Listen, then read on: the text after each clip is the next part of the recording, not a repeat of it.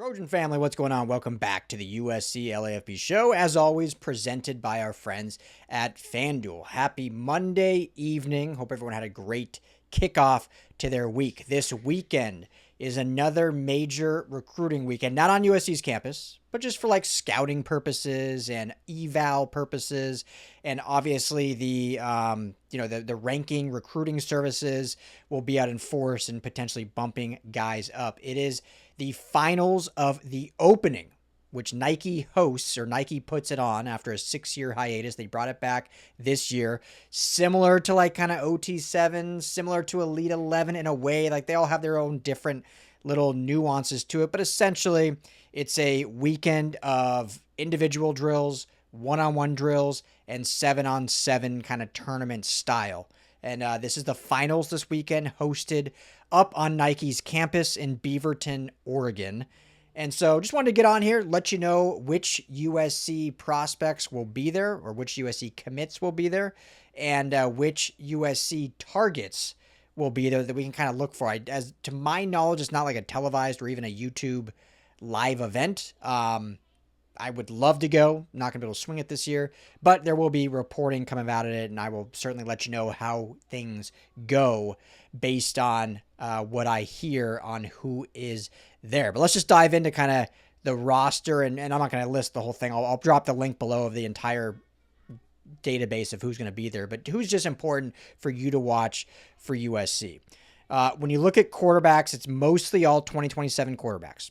We know USC is really not pursuing 2027 quarterbacks, at least as it stands. Still evaluating, still may give a late offer in the fall, try to flip a kid, or take maybe a developmental guy, but not like heavily pursuing. But the two guys I would watch, and I will let you know how they perform. One, still not going to fully close the door on Peyton Houston. It is like basically shut, barely ajar, but I have it cracked just because that is the lone offer that Lincoln Riley has given to a 2027 quarterback. And there is still the tie with his former high school teammate and best friend, Booby Feaster. So just because of that reason, we'll leave it open. So Peyton Houston, LSU commit, number 8 quarterback in the class. He will be performing at the opening, and I will let you know how he does. The only other quarterback right now I'm looking at is Ryan Rakowski.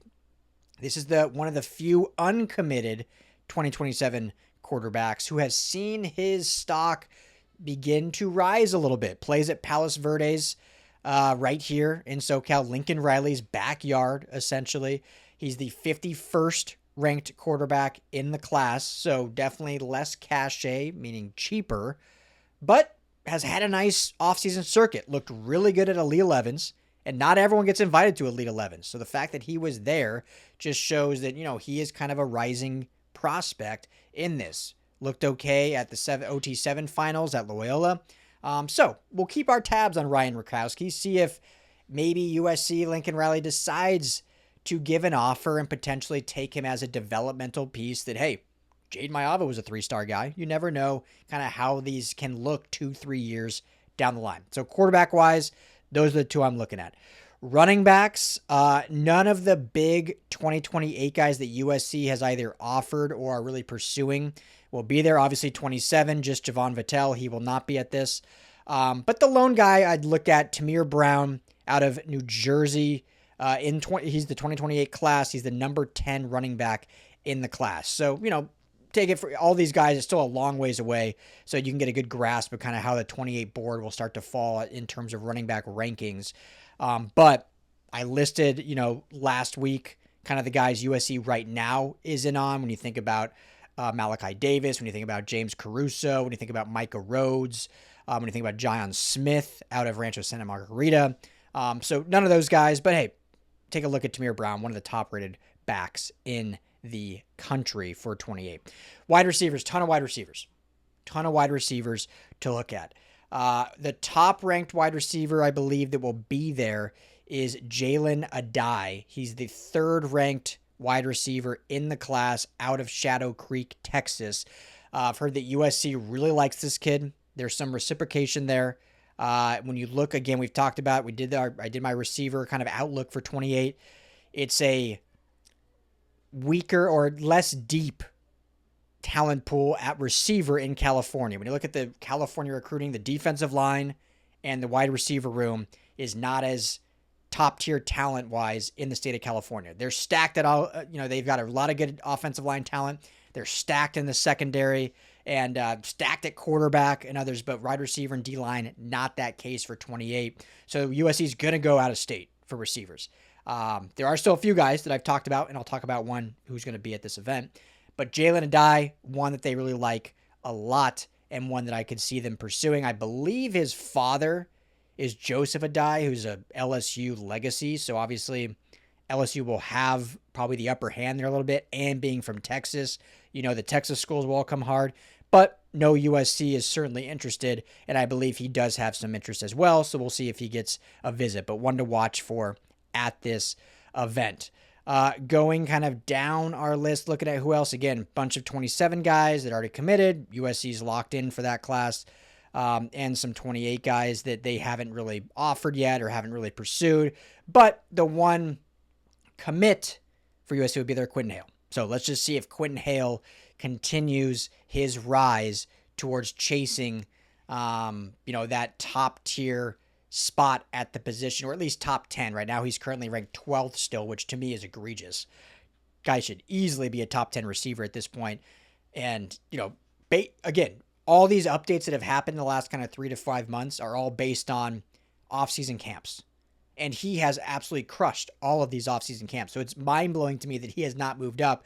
But once you get to these 12th, there's got to be a pretty significant jump to jump those guys, or one guy to have a pretty significant fall off. So that's the only thing I can think of why he hasn't, eclipsed some of those guys. But I really do think he will. Here's another opportunity to see that up in Oregon. And he should have a great weekend. The other one, receiver that I've talked about before, and this is another guy that is really climbing the 2028 rankings, and this is the California kid. This, to me, should be USC's number one California receiver target, and that's Hayden Koo. Talked about him a bunch. Currently, he's the 43rd ranked receiver in the class out of Tustin, California. Don't let the ranking fool you. Trent Mosley finished 46th. Ridiculous. Hayden Koo showing me some good things on tape. He's got good size, good breakaway speed, elusive speed, quick feet, great at the point of attack. So I really like Hayden Koo. And this is another weekend that you will be able to kind of see what he can do, and we'll see how he performs at one of these, camps with all the elite players from not just his class of 28, but also older kids in the 27 class that he can perform. In terms of tight ends, really the only one I'd be looking at the moment is Titan McNeil. USC does have an offer out for him in the 28 class. He's out of the state of Washington, and he's the number 2 tight end in the class. So big prospect, highly touted, but USC has offered him. So at the tight end position, that's the one I'd be watching for the guys that will be there.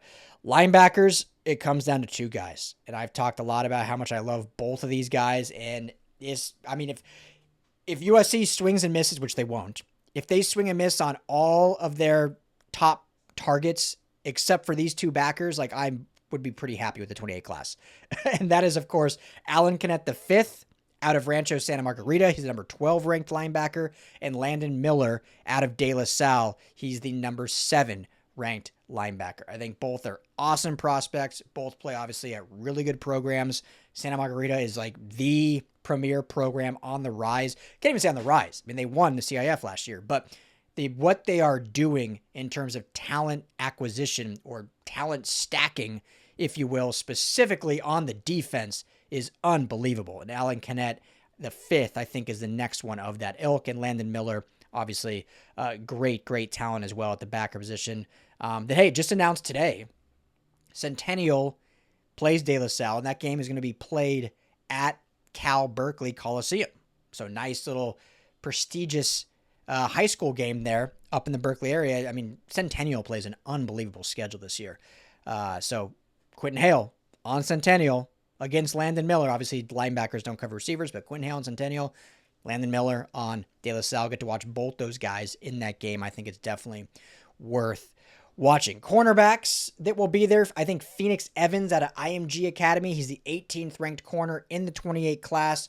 He is certainly one prospect worth watching, keeping tabs on. USC, very interested in him. I think Jordan Hicks is definitely one, the 18th ranked safety in the class of 2028 out of Mission Viejo, local prospect. He has seen his stock begin to rise quite a bit. Mission Viejo, a really good program, obviously in South Orange County. So I think definitely Jordan Hicks is one to keep an eye on. And then moving on to so those are just looking through the list here. Yeah, I think those are all the corners I would look at. So Phoenix and Hicks. Phoenix Evans and Jordan Hicks would be the two corners. And then safeties I would look at. You have Jalen Flowers. We've talked about him before. Rakowski, the quarterback, his teammate at Palos Verdes. He's the 9th ranked safety in the 28 class. Definite interest, holds an offer from USC, so that's one to watch. And then Jackson Parker, still waiting on his offer from USC. Legacy, his father played receiver at USC. He just moved from Kansas to Bakersfield to play his final 2 years at Garces Memorial. He's the 12th ranked safety, great body size in terms of just height for that safety position.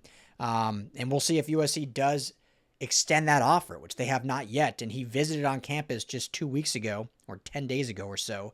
So it'll be really fun to watch how he performs in this premier event this weekend. So there's who to watch for at the opening. Nike's the opening up in Beaverton, Oregon. I will have updates for you from it, unless there's absolutely nothing to update you on. But if there is, you can get it right here on the USC LAFB channel. So make sure you hit that like and subscribe button.